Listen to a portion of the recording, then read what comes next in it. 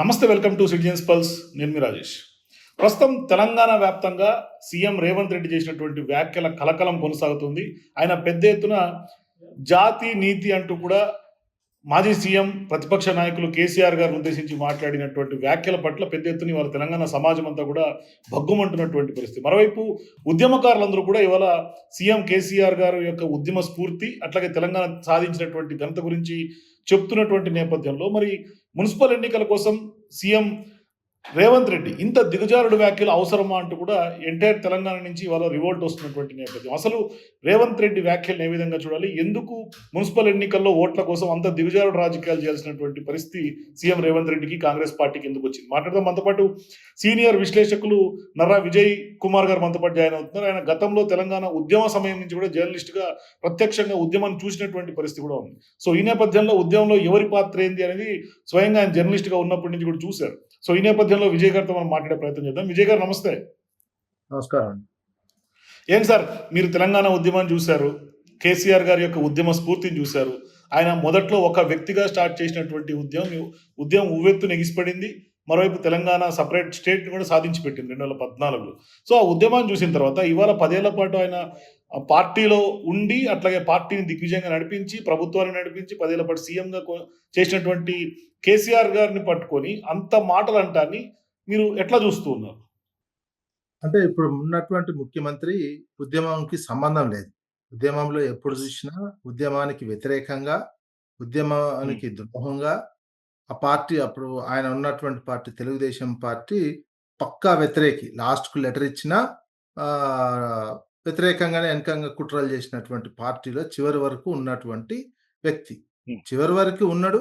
తెలంగాణ వచ్చిన తర్వాత కూడా అదే పార్టీలో ఉండి తెలంగాణ అస్తిత్వాన్ని, తెలంగాణ వచ్చిన తెలంగాణను అస్థిరపరచడానికి, రాజకీయంగా అస్థిరపరచడానికి ఆ పార్టీ చంద్రబాబు నాయుడు చేసినటువంటి కుట్రలో ప్రధానమైనటువంటి భాగస్వామిగా ఉండి 50 లక్షల రూపాయలు ఎమ్మెల్యేలను కొని ప్రభుత్వాన్ని పడేయడం కోసం, ఎమ్మెల్సీ ఎన్నికలు ఇంకో కొంతమందిని కూడా కొన్నటువంటి ప్రభుత్వాన్ని పడేసి దేశం ముందు తెలంగాణను చిన్నగా చూపడానికి, దేశం ముందు రాజకీయంగా తెలంగాణ పడిపోవడానికి, ఇదొక ఫెయిల్యూర్ స్టేటు అని నిరూపించడానికి కుట్ర చేసినటువంటి పార్టీలో భాగస్వామిగా ఉన్నటువంటి వ్యక్తి ఇప్పుడు ముఖ్యమంత్రి అయ్యాడు. అన్ఫార్చునేట్లీగా ఒక దురదృష్టకరంగా ముఖ్యమంత్రి అయినాడు. యాక్సిడెంటల్గా సీఎం అయినటువంటి వ్యక్తి అయినాక తను ఒకవేళ ఆ అదృష్టం వచ్చింది, సీఎం అయ్యాడు. అయిన తర్వాత తన యాటిట్యూడ్ అయినా మార్చుకోవాలి, వ్యవహారం అయినా మార్చుకోవాల్సినటువంటి అవసరం ఉంది. పరిపాలన మీద దృష్టి పెట్టాలి, అభివృద్ధి సంక్షేమం వైపు నెక్స్ట్ లెవెల్కి తీసుకెళ్ళాలి తెలంగాణ రాష్ట్రాన్ని.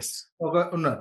కానీ ఆ లెవెల్ తీసుకోపోకుండా తనకున్నటువంటి తాను పరిపాలనలో వైఫల్యం చెంది తాను అభివృద్ధి చేయలేక ఫ్రస్ట్రేషన్ పెరిగిపోయినటువంటి సిచ్యువేషన్లో మున్సిపల్ ఎలక్షన్ల ప్రచారానికి పోయి ఇష్టం ఉన్నట్టు బూతులు మాట్లాడడం, అదేవిధంగా కేసీఆర్ గారిని విమర్శ చేయడం. కేసీఆర్ గారిని విమర్శ చేసి కేసీఆర్ గారిని ఇష్టం ఉన్నట్టు బూతులు తిడితే తనకు ఏమైనా ప్లస్ అవుతుందేమో అనే ఒక ఆశతో ఉంటున్నటువంటిది. ఆ రకమైన ఒక ముఖ్యమంత్రి అయిన తర్వాత కూడా ఆ రకంగా ఆశించడం అంటేనే తన ఏ రకంగా పొలిటికల్‌గా కెరియర్ బిల్డప్ చేసుకుంటుండో అర్థం చేసుకోవాల్సినటువంటి అవసరం ఉంది. ముఖ్యమంత్రి గారు మాట్లాడినటువంటిది, రేవంత్ రెడ్డి గారు మాట్లాడినటువంటిది ప్రతి ఒక్కరు ఖండించాల్సినటువంటి అవసరం ఉన్నది. భౌగోళిక తెలంగాణ ఏర్పాటులో తెలంగాణ ఉద్యమం ఉవ్వెత్తున ఎగరటానికి ప్రధానమైనటువంటి భూమిక ఒక పార్టీ పెట్టి, ఆ పార్టీని ద్వారా తెలంగాణను వచ్చే విధంగా, భౌగోళిక తెలంగాణ వచ్చే విధంగా చేసినటువంటి దాంట్లో కేసీఆర్ గారు మొదటి వ్యక్తి. ఆ తర్వాత తెలంగాణ వచ్చిన తర్వాత జరిగిన 10 ఏళ్ల కాలంలో కూడా అభివృద్ధిని, తెలంగాణకు సంబంధించినటువంటి అభివృద్ధిని నెక్స్ట్ లెవెల్ చూపించారు.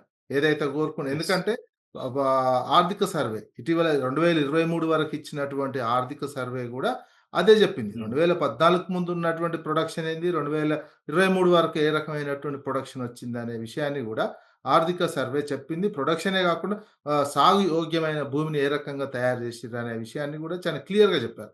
ప్లస్ అట్లాంటి వ్యక్తికి సంబంధించినటువంటి మీద ఈయన ముఖ్యమంత్రి మాట్లాడడం అనేది, ఈ రకమైనటువంటి బూతులు మాట్లాడడం అనేది అవునన్నా కాదన్నా ఏ పార్టీ అయినా యాక్సెప్ట్ చేసినా చేయకపోయినా కేసీఆర్ అనే వ్యక్తి తెలంగాణ జాతిపితగానే గుర్తించబడతారు. అది ఆయనకు నచ్చట్లేదు.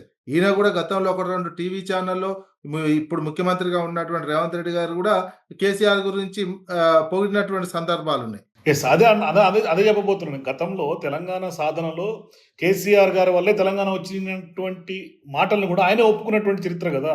చెప్తుంది. ఇప్పుడు అంతా పూర్తిగా ఏంది? ఇక రాజకీయం. రాజకీయంగా ఎన్నికల్లో ఆయనకు నెగెటివ్‌గా కనిపిస్తున్నదే ఉన్నట్టుంది. అనుకున్నన్ని స్థానాలు గెలవలేకపోవడము. ఇంకొకటి ఎన్నికలొకటి నిన్న మొన్న ఏమైందంటే ఒక సంబంధించినటువంటి బినామీ కంపెనీ సీబీఐ, ఈడీ విచారణ చేయాలనేది ఈయనకు సంబంధించిన కేఎల్ఎస్ఆర్ అనే ఒక కంపెనీ అది యెస్. అవకతవకలకు పాల్పడింది. 6,000 కోట్ల కుంభకోణానికి సంబంధించినటువంటి అంశము ప్రతిపక్షానికి సంబంధించినటువంటి నాయకులు కేటీఆర్ గారు ప్రస్తావించడం జరిగింది. దాన్ని బయటపెట్టడం జరిగింది నిన్ననే. దాంతోటి ఇది చర్చకు రాకూడదు. ఇది చర్చకొస్తే తనక ఏమైతది అనేది. దాని విచారణ ఏంది సీబీఐ, ఈడీ ఇంకో సీరియస్ ఫ్రాడ్ ఇన్వెస్టిగేషన్ టీమ్ తోటి కూడా ఇన్వెస్టిగేషన్ చేయించాలని కోర్టు ఆదేశించినటువంటిది కనిపిస్తుంది. సుప్రీం కోర్టే ఆదేశం జారీ చేసింది. చేసింది. దాని ద్వారా తన రాజకీయ పరువు ఎక్కడ పోతదో ఏమో అనుకున్నటువంటి నేపథ్యంలో, ఈ బూతులు గనక మాట్లాడినట్లయితే, విపరీతమైనటువంటి పదాలు మాట్లాడినట్లయితే, నా ఇష్యూ డైవర్ట్ అయితది అనే కాన్సెప్ట్ కూడా ఉంటది. జస్ట్ ఇప్పుడు రేవంత్ రెడ్డికి ముఖ్యమంత్రి రేవంత్ రెడ్డికి నిన్న ఒక సినిమా యాక్టర్ పాట పాడినటువంటి 'చంద్రహాస్‌కి' తేడానే లేదండి. ఆయన అదే బూతులు మాట్లాడుతున్నాడు. ఆ పాట పాడిండు.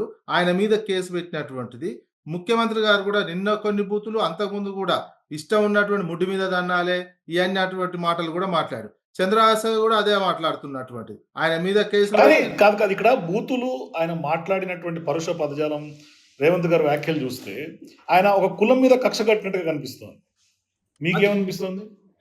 కు కుల కు కులానికి సంబంధించినటువంటి ప్రస్తావన ఇండైరెక్ట్‌గా తీసుకొచ్చినటువంటిది. కరెక్టే అది.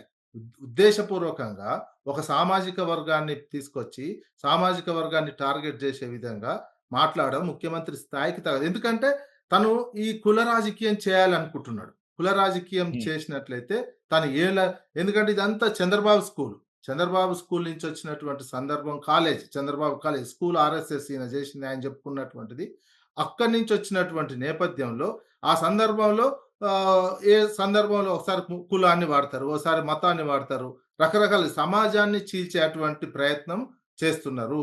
కులాన్ని టార్గెట్ చేసి మాట్లాడినట్లయితే తనకు ఏమైనా ఓట్లు ఎక్కువొస్తాయో అనేటువంటి అంశాన్ని చూస్తున్నటువంటి ప్రధానంగా కనిపిస్తుంది. కానీ ఆయన వ్యాఖ్యల్లో ప్రధానంగా నిన్న మీరు అబ్జర్వ్ చేస్తే ఫోన్ ట్యాపింగ్ అంశం ఒకటి ప్రధానంగా చర్చకు తీసుకొస్తున్నారు. అంటే మున్సిపల్ ఎన్నికలు మొత్తం ఈ ప్రచార క్యాంపెయిన్ అంతా కూడా ఫోన్ ట్యాపింగ్ చుట్టూ తిప్పే ప్రయత్నం ఒకటి చేస్తూ ఉన్నారు. మరోవైపు ఆ ఫోన్ ట్యాపింగ్‌లో కూడా ఇంకా ఆరోపణలు ప్రూవ్ అవ్వలేదు. ఇన్వెస్టిగేషన్ జరుగుతున్నటువంటి క్రమంలో నోటీసులు ఇచ్చి విచారణ జరిపితే నల్ల ముసుగులెయ్యాలి, నల్ల బట్ట కట్టాలి, మసిబూయాలి. ఇటువంటి వ్యవహారంని అసలు ఆయన గతంలో మీరన్నట్టుగా 50 లక్షలతోటి రెడ్ హ్యాండెడ్‌గా దొరికితే కూడా అటువంటి పరిస్థితులేమి ఎప్పుడూ లేదు గదా! దీనికేందంటే ఆయన ట్యాపింగ్ అనేది పబ్లిక్ ఇష్యూ లాగా అనుకుంటున్నాడు. పబ్లిక్ ఇష్యూ లాగా ఒక హ్మ్. ఇంట్రెస్టింగ్ ఉంటది. మీడియాలో చర్చ జరుగుతదనే కాన్సెప్టే తప్ప, ట్యాపింగ్ అనేది పబ్లిక్‌కి సంబంధించినటువంటిది కాదు. ప్రభుత్వాలు ట్యాపింగ్ చేస్తున్నటువంటిదే. ప్రతి హ్మ్. ప్రభుత్వం అందరి ఈయనే ట్యాపింగ్ చేసినటువంటిది ఉంది గదా! మంత్రులే ట్యాపింగ్ చేసి వచ్చినంక ఇంటే మంత్రులే బాధపడి ఫోన్‌లు గూడా వాడనటువంటి సిట్యుయేషన్ ఉన్నది. చాలా మంది ట్యాపింగ్ మంత్రులు ఇప్పుడు ఫోన్‌లు వాడనటువంటి పరిస్థితి. అదే పరిస్థితున్నది. కోమటిరెడ్డి వెంకరెడ్డి వాడలేదు గదా! నువ్వు అవును. ట్యాపింగ్‌కి సంబంధించినటువంటిది తీసుకొని ఎలక్షన్‌లు డీల్ చేస్తా అంటే, అది టెంపరరీగా మీడియాలో చర్చ కోసం ఉపయోగపడతది. తాను అనుకున్నటువంటి మీడియాకు ఆయన పోలుస్తుంటాడు గదా! అంబోతుల్లా మీడియాలు కొట్టుకుంటున్నాయి కొన్ని మీడియా సంస్థలని. అందులో ఒక ఆంబోతుకి ఏమన్నా ఉపయోగపడే అటువంటి అవకాశం ఉంటదో ఏమో తప్ప, ఓవరాల్‌గా ట్యాపింగ్ అనే అంశం విచారణ జరుగుతుంది. దానికి సంబంధించిన ఇంతవరకు భార్యాభర్తల ఫోన్‌లు ఇన్నరు అనే విషయాన్ని విచారణ చేసిందంటే ఇంతవరకు బయటికి రాలే. విచారణ ఎక్కడ అవును. అఫీషియల్‌గా ఇట్లాంటివి బయటికే రాలే. ఆయనంతల ఆయన యాక్చువల్‌గా ఇప్పటిదాకా ఊహించుకొని చార్జ్ షీట్ కూడా ఏసినట్టు లేదు నాకు తెలిసి. లేదు. ఇవన్నీ ఏందంటే ఎలక్షన్‌లో డైవర్ట్ జేయటానికి. ఒకటి తాను ఎలక్షన్‌లో నెగెటివ్ ఉన్నటువంటి నేపథ్యం ఒకటి. ఒకవేళ హైలైట్ కావాలనుకుంటే ఈ కంపెనీకి సంబంధించినటువంటి అంశము ఇవి. ఇంకొకటి ఈయన హార్వర్డ్‌కు ప్లస్ దావోస్‌కు పర్యటించి వచ్చిండు. పర్యటించి వచ్చినంక ఒక పాజిటివ్ వేలో పర్యటించొచ్చిండు. కానీ పెట్టుబడుల గురించి ఏం చెప్తలేరు గదా! విజయ్ గారు. లీడర్‌షిప్ స్కిల్స్ నేర్చుకున్నాడు. దావోస్ పెట్టుబడుల గురించి ఎక్కడ చర్చనే లేదు. అదే గదా! వచ్చి అవి జెప్పుకోవాలి. ఈ మీటింగ్‌లలో ఎలక్షన్‌లోనైనా ఏ మీటింగ్‌లోనైనా నేను ఇట్లా దావోస్‌కి పోయొచ్చినా, ఇటు హార్వర్డ్‌లో పోయొచ్చినా, ఇట్లా లీడర్‌షిప్ క్వాలిటీస్ ఇట్లా పెంచుకోవాలనేది, ఇట్లా రాష్ట్రాన్ని అభివృద్ధి చేయాలి. దావోస్ నుంచి ఇన్ని పెట్టుబడులు ఒక పాజిటివ్ వేలో పోవాల్సినటువంటి అవసరం ఉండే. ఉంది. కానీ ఆయనకు పాజిటివ్ వే కనిపించట్లేదు. వేవ్ లేదు. వైబ్ లేదు. హ్మ్. ఆ వైబ్ మొత్తం నెగెటివ్ హ్మ్. వైబ్ తోటి నిండి ఏసొచ్చిండు. అక్కడ కూడా నిద్ర పట్టనట్టుంది. చూడబోతే ఏమైందంటే, ఈ హార్వార్డ్‌కి పోయినా, దావోస్‌కి పోయినా నెగెటివ్ వైబ్సే ఉన్నాయి. ఇక్కడ ప్రశ్నిస్తున్నారు. రోజు ఇక్కడనే దృష్టిలో ఉన్నది.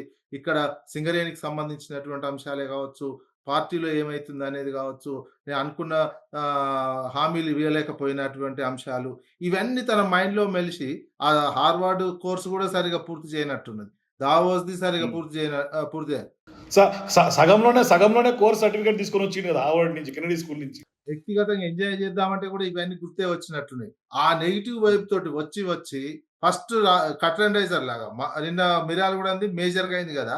మిర్యాలగూడెం కంటే ముందు రావినారాయణ రెడ్డికి రాఘవేంద్ర రెడ్డి. సంబంధించినటువంటి సన్మాన అవార్డు జస్టిస్ సుదర్శన్ రెడ్డికి ఇచ్చినటువంటి సుదర్శన్ రెడ్డి గారికి. దాంట్లో హ్మ్. హ్మ్. సుదర్శన్ రెడ్డి గారికి ఇచ్చిన దాంట్లో కర్టెన్ రైజర్ మనకు చూయించిండు. మన పరిభాషలో చెప్పాలంటే ఓ కర్టెన్ అంటే రైజర్ ఆ రోజు ప్రోమో రిలీజ్ చేసిండు. ఇయాల మెయిన్ సినిమా రిలీజ్ చేసిండు మున్సిపల్ అదే, ఎన్నికలకు అదే, సంబంధించి. అదే ఉన్నది. ఆ రోజు జడ్జి గారు గూడా రిటైర్డ్ జడ్జి గారు గూడా ఓ సజెషన్ జేశాడు. సజెషన్ జేస్తే గూడా హ్మ్. ఆయన మాట కూడా గౌరవించలే. అసలది ఎంత దురదృష్టకరం అంటే, రావినారాయణ రెడ్డి అనే వ్యక్తి తెలంగాణ ఆర్మ్డ్ స్ట్రగుల్ సాయుధ పోరాటానికి అవును. నాయకత్వం ఇచ్చి, ఒక మంచి పార్లమెంటేరియన్‌గా ఉన్నటువంటి వ్యక్తి. అప్పుడు ఆయన నాయకత్వం తెలంగాణ సాయుధ పోరాటానికి. తర్వాత హ్మ్. కేసీఆర్ గారు మలిదశ ఉద్యమం, తెలంగాణ భౌగోళిక సాధనకు ఈయన నాయకత్వం వహించాడు. ఒక జడ్జికి అవార్డ్ ఇస్తున్నటువంటి. అట్లాంటి దాంట్లో ఈయన రెడ్ హ్యాండెడ్‌గా దొరికి 50,00,000 ఇస్తూ, ఒక రెడ్ హ్యాండెడ్‌గా దొరికినటువంటి వ్యక్తి ముఖ్యమంత్రి గావడం, అట్లాంటి ఈళ్ళ ముగ్గురు గురించి, ఎవరి గురించి జయపాల్ రెడ్డి గురించి కూడా మాట్లాడిండు ఇదే సందర్భంలో. అవును. జైపాల్ అవును. రెడ్డిని కూడా ఇవే బూతులు తిట్టిండు. ఇప్పుడు తిట్టిన హ్మ్. బూతులు జైపాల్ రెడ్డిని తిట్టిన బూతులేదో ఆయన బహిరంగంగానే జైపాల్ రెడ్డిని ఆయన జైపాల్ గారిని తిట్టిండు, సోనియా గారిని పొగిడిండు, తిట్టిండు, చంద్రబాబు గారిని పొగిడిండు, తిట్టిండు. తిట్టిండు. అట్లా ఇంత దురదృష్టకరం. జైపాల్ రెడ్డిని అదే నోరుతోటి జైపాల్ రెడ్డిని తిట్టిండు. అదే హ్మ్. నోరుతోటి అట్లాంటి మీటింగ్‌లో ఇట్లాంటి మళ్ళా బూతులు మాట్లాడము. అట్లాంటి హ్మ్. రావినారాయణ రెడ్డి లాంటి స్మారక అవార్డు విషయంలో ఆ జడ్జిని గౌరవించలేదు. రావినారాయణ రెడ్డిని గౌరవించలేదు. కేసీఆర్‌ని గౌరవించలేదు. జైపాల్ రెడ్డిని గౌరవించలేదు. కానీ కేసీఆర్ గారి వయసు కన్నా మర్యాద ఇవ్వాలి గదా! ఆయన హోదాకి వయసు కన్నా మర్యాద ఇవ్వాలి గదా! కేసీఆర్ గారికి. ఈ వయస్సు ఇవన్నీ చూస్తున్నటువంటి ఒక అహంకారం పెరిగిపోయింది. 2 ఏండ్లకి ఏమైందంటే అధికారం అనే ఒక అహంకారము, పైసా, అహంకారము అన్నీ పెరిగిపోయినాయే కనిపిస్తుంది ఈయనకు. మొత్తం. హుహు. ఇది పతనావస్థకు చేరుకుంటుంది. కాంగ్రెస్ పార్టీనే జనరల్‌గా కానీ కాదు ఇక్కడ అహంకారము, దొరలాగా ఫీల్ అవ్వటము. ఈయన అదే వ్యాఖ్యలు చేసే బీఆర్ఎస్ మీద దుమ్మెత్తిపోసి ఇవాళ అధికారంలోకి వచ్చిండు గదా! గద్దెనెక్కిండు గదా! మళ్ళీ గద్దెనెక్కగానే ఈయనెందుకు అహంకారంతో నిండిపోవాలి అనేది కదా ఇవాళ తెలంగాణ ప్రజానీకం క్వెషన్ చేస్తుంది. అర్థం చేసుకో తెలంగాణ సమాజము, తెలంగాణ ప్రజలు ఇది అర్థం చేసుకోవాల్సినటువంటి అవసరం. ఎంత పొరపాటయిపోయింది. ఒక రెడ్ హ్యాండెడ్‌గా హ్మ్. దొరికినటువంటి వ్యక్తిని మన సీఎంగా పెట్టుకోవడము. ఆ సీఎంగా పెట్టుకున్న వ్యక్తి ఏమాత్రం మారకుండా అహంకారం రెండేళ్లలో అహంకారం పెరిగిపోయి విపరీతమైనటువంటి పదాలు మాట్లాడుతూ, విపరీతమైనటువంటి యాటిట్యూడ్ చూపిస్తూ, మొత్తం లెక్క చేయకుండా ఆ సెక్యూరిటీని కొట్టడం, ఏడ పడితే ఆడ కొట్టడం. ఈ అవును. అధికారం అనే అహంకారము కళ్ళని కప్పేస్తుంది. ఆ కప్పేసినటువంటి నీతులే ఈ మాటలన్నీ మాట్లాడుతున్నటువంటిది. అందుకే తెలంగాణ సమాజం గమనిస్తుంది. ఏదో కాదు. ఇక్కడ విజయ్ గారు ఈవెన్ కేసీఆర్ గారు గూడా ఎక్కడ గూడా తెలంగాణ జాతిపిత ఆయనెక్కడ చెప్పుకోలే. బీఆర్ఎస్ పార్టీ నాయకులు కూడా అభిమానం కొద్దీ మాట్లాడి చెప్తున్నటువంటి వ్యవహారం. ఎందుకంటే తెలంగాణ సాధించినటువంటి గొప్ప వ్యక్తి ఉద్యమకారులని ఉద్యమకారులుగా ఆయన గుర్తింపు ఉన్నారు కాబట్టి తెలంగాణ ప్రజలు, ఉద్యమకారులు అట్లాగే బీఆర్ఎస్ పార్టీకి చెందినటువంటి కొంతమంది అభిమానులు ఇచ్చినటువంటి బిరుదు గదా! అది. ఆయనేం స్వయం ప్రకటిత కాదు గదా! మరి ఈయనకెందుకు తెలంగాణ కడుపులో మంట? సమాజం, తెలంగాణ సమాజం, తెలంగాణ ప్రజల బాహుల్యం నుంచి వచ్చినటువంటి పదజాలం అది. యెస్. సహజసిద్ధమే అవును. గదా! ఎట్లాంటి పోరాటం జరిగింది? ఒక రకమైన ఈవెన్ చిన్నమైన ఇప్పటికి గూడా పోరాటం గాదు చాలా గదా! మంది తెలంగాణ బాపు మహాత్మా అంటారు. గాంధీ, కేసీఆర్ గారిని. మహాత్మా గాంధీ, అదేవిధంగా నెల్సన్ మండేలా, రకరకాల ప్రపంచానికి సంబంధించినటువంటి నేతలు ఆయా దేశాల్లో విముక్తి కోసం, స్వేచ్ఛ కోసం ఎన్ని రకాల పోరాట పందాలు ప్రయోగించి సక్సెస్ అయినటువంటివి ఉన్నాయో, ఆ రకమైనటువంటి నిజంగా తెలంగాణ 4,00,00,000 ప్రజలు అన్ని రకాల పోరాటాలు చేయాల్సొచ్చింది. ఒక పోరాటం హ్మ్. గాదు. ఇందులో మహాత్మా గాంధీ శాంతియుతమైనటువంటి పోరాటాలున్నాయి. కొన్ని మావో చూపించినటువంటి మార్గాలు అప్పుడప్పుడు జరిగినాయి. అలా నెల్సన్ మండేలా చూపించిన మార్గాలు జరిగినాయి. చెగువేరా చూపించినటువంటి మార్గాలు. ఇయన్నీ మిళితమయ్యి ఒక వ్యక్తి మళ్ళా తెలంగాణ అనేదేంటి? వివిధ రకాల మతాలు, వివిధ రకాల కులాలు, వివిధ రకాల ఆలోచనలు, వివిధ రకాల మైండ్ అవును. సెట్లు ఉన్నటువంటి కాదు ప్రజానీకం ఉన్నది. విద్యార్థి ప్లస్ మళ్ళా విద్యార్థి లోకాన్ని గాని, అన్ని ఉద్యోగాలు అన్ని గాని, స్థాయిలో ఎన్‌జీఓలను ఎడ్యుకేషన్ గాని, లేదు. సింగరేణి అంత సింగరేణి అంత గాని అందరిని స్థాయిలో సంఘటితం చేసినటువంటి వ్యక్తి కదా కేసీఆర్ అన్ని గారు. స్థాయిలో లేనటువంటి ఒక సమాజాన్ని, అంత స్థాయిలో లేనటువంటి సమాజాన్ని, ఒక భావజాలాన్ని అందరి ప్రజల్లోకి చొప్పించి ఒక భౌగోళిక తెలంగాణను సక్సెస్ చేయడం అంటే, నిజంగా ఇంతమంది ఆలోచన విధానాన్ని సక్సెస్ చేసిండు కేసీఆర్ గారు. సహజ అవును. సిద్ధంగా అవును. ప్రజా బాహుల్యం నుంచి జాతిపిత అనేది వచ్చినటువంటిది. మనం ఆ రకంగానే చూసుకోవాల్సినటువంటిది. ఈయనకు భాగస్వామ్యమే లేదు. తెలంగాణ ఉద్యమంలో మనం కళ్ళారా చూసినాం. తుపాకీ పట్టుకొని పోయిండు. మామూలుగా మాట్లాడేటప్పుడు కూడా ఇష్టం ఉన్నట్టు హ్మ్. మా తెలంగాణ ఉద్యమం ఫస్ట్‌లో తిట్టే తెలంగాణ రాదనేవాడు. ఎప్పుడైతే తెలంగాణ మళ్ళా వస్తుందన్న దశలో వస్తదని ఒక సందర్భంలో చెప్పేది. అయినప్పటికీ ఈయనెప్పుడు మనస్ఫూర్తిగా తెలంగాణ ఉద్యమంలో పార్టిసిపేషన్ చేయలేదు. లెటర్ ఇచ్చినా గాని కానీ కాదు మీరు మీరు సందర్భాలు నమ్మరు. ప్రణబ్ ముఖర్జీ గారు ఇచ్చినటువంటి పుస్తకంలో కూడా కేసీఆర్ గారికి సంబంధించినటువంటి అంశాలను మెన్షన్ చేస్తున్నారు ఉద్యమం సంబంధించి. యెస్. ఉద్యమం ఆయన హ్మ్. జీవిత లక్ష్యాన్ని నెరవేర్చుకున్నారు. చాలా మంది చూడలేరు. ఆ జీవిత లక్ష్యాన్ని హ్మ్. నెరవేర్చడానికి ప్రణబ్ ముఖర్జీ లాంటి వాళ్ళు అప్రిషియేషన్ చేసినటువంటి. హ్మ్. ఇవన్నీ ఏందంటే ఈయనకు ఇట్లాంటివి తిడితే జయపాల్ ఇట్లాంటివి తిడితే నాకు మరింత పేరొస్తది. నేను గొప్పోడినైతా అనుకోనే మరి ఈయనకు కూడా ఇప్పుడు రేవంత్ రెడ్డి గారికి కూడా ఒక పితాని ఇవ్వచ్చు కదా! ఏదో ఒక పిత ఇస్తే అయిపోతది కదా! ఈయనకు కూడా బాధపడకుండా. ఈ రేవంత్ రెడ్డి గారికి ఆల్రెడీ ఉన్నదే ఉన్నది. బ్యాగుల పిత, బూతుల పిత ఇయన్నీ ఇచ్చుకోవచ్చు ఆయనకు. బ్యాగ్ మ్యాన్ అని ఒక పేరుంది. ఇప్పుడు బూతుల పిత. హ్మ్. చంద్రహాస్ ఈయన ఒకటేనండి. నిన్న చంద్రహాస్ యెస్. పాట పాడి ఇష్యూ అయితుంది కదా! ఈరోజు. ఈరోజు పెద్ద హ్మ్. ఇష్యూ హ్మ్. అయితుంది హ్మ్. కదా! ఈ సినిమా నటుడు చిన్న జూనియర్ హీ యాక్టరు. చంద్రహాస్ అవును. పాడిన పాటలు, ఈయన మాట్లాడుతున్న మాటలు సేమ్ ఉన్నాయి. ఆ స్థాయికి దిగజారిపోయినటువంటి వ్యక్తి. ఆ స్థాయికి దిగజారి ఒక హ్మ్. ముఖ్యమంత్రి ఆ స్థాయికి దిగజారి మాట్లాడడం అంటే అవ్ తెలంగాణ సమాజానికి అవమానకరం. ఈ అవమానకరాన్ని ప్రజలు అబ్జర్వ్ చేసుకోండి. మనం ఏ రకమైనటువంటి ఏం జేశాము, మనం ఓట్లేసేటప్పుడు ఏ రకమైనటువంటి చూసుకొని ఓట్లేయాల్సినటువంటి అవసరం ఉన్నది. అందుకని కానీ నిజంగా ఇవాళ తెలంగాణ సమాజం అంతా అనుకోవాల్సినటువంటి పరిస్థితి ఎవడి పాలైందిరా తెలంగాణ అని చెప్పేసి. గతంలో ఉద్యమకారులు కేసీఆర్ గారు ఉన్నప్పుడు ఆ పాట పాడిండ్రు గానీ, ఇప్పుడు అసలైనటువంటి పాట ఇప్పుడు పాడాల్సినటువంటి సందర్భమే ఉంది. కరెక్ట్ మరే. ఎందుకంటే నీకు ఆదాయం పడిపోయింది. నీకు యెస్. ఆదాయాన్ని పెంచలేకపోతున్నావు. పెట్టుబడులు తేలేకపోతున్నావు. నువ్వు హ్మ్. సరిగ్గా డెవలప్‌మెంట్ చూయించలేకపోతున్నావు. సంక్షేమాన్ని అందించలేకపోతున్నావు. ఏ సంక్షేమం గూడా పూర్తి స్థాయిలో అందిస్తా. అన్ని సగం సగం జేసి చేతులెత్తేసినటువంటిది. ఇప్పుడు మళ్ళీ 9,000 కోట్లు కావాలి. ఓటేస్తే ఇస్తా అంటున్నాడు. నీకు అందుకే గదా! రియల్ ఎస్టేట్ పడిపోయింది. ఇవన్నీ ఫ్రస్ట్రేషన్. ఇది ఎందుకంటే ఇన్ని ఫ్రస్ట్రేషన్‌ల నేపథ్యంలో తనకున్నది నోరు, బూతులే అనేది ఆయన కాన్సెప్ట్. నేను ఆ కాన్సెప్ట్ తోటి హ్మ్. బూతులు మాట్లాడే తిట్టి వచ్చిన సీఎం అయినా, సీఎం అయినంక గూడా అట్లనే తిడితేనే ప్రజలు యాక్సెప్ట్ జేస్తారని అనుకుంటున్నటువంటిది మనస్తత్వం కనిపిస్తుంది.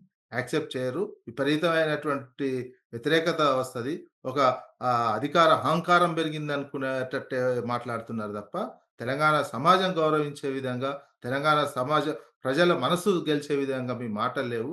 ఇట్లా లేనటువంటి కులాలకు సంబంధించి ఇంటెన్షనల్లీ ఉద్దేశపూర్వకంగా ఒక కులానికి ఆపాదించే విధంగా, ఒక కులాన్ని బూతులు తిట్టే విధంగా చేస్తే తెలంగాణ సమాజం యాక్సెప్ట్ చేయదు.